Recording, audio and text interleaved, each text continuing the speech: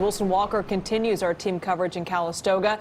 Flames threatening the outskirts of that city right now and triggering some new evacuations. Wilson? Liz, here in downtown Calistoga, a lot of smoke, a lot of soot and ash, and not a lot of people. A whole lot of folks have heeded the evacuation warnings, gotten out of town. The fire, as you mentioned, just 5 minutes away from where I am standing right now. As far as I know, I drove down here about 2 hours ago, and it looked like it just started, so I flipped around to get packed and ready to leave.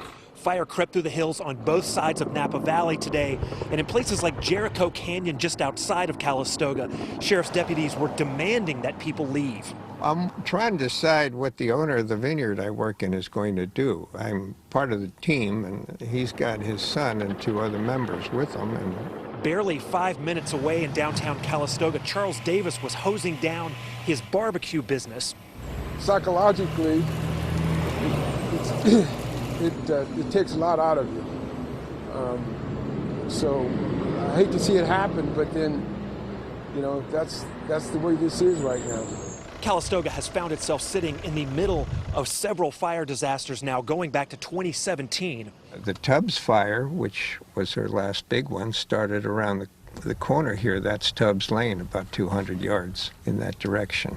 Yeah, we were evacuated 3 weeks in 17.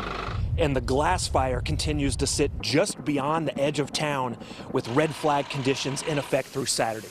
I'm thankful for the firefighters, thankful for all the infrastructure that we have here doing their job. And Wilson, we saw sheriff's deputies trying to get people out of those areas up near Highway 29. Have most people left at this point? By what I saw driving around up there, yes, they have.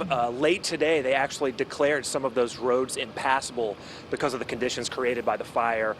They were making what they would consider, I think, sort of their last sweep through their neighborhoods before it gets dark, with the fire now creeping around some of those roads. So most people looked like they were out. They had the high-low sirens going from those sheriff's deputies' cruisers. So the message was out. I think that side of town has pretty much emptied out. Yeah, hopefully everybody is safe. All right, Wilson, thank you.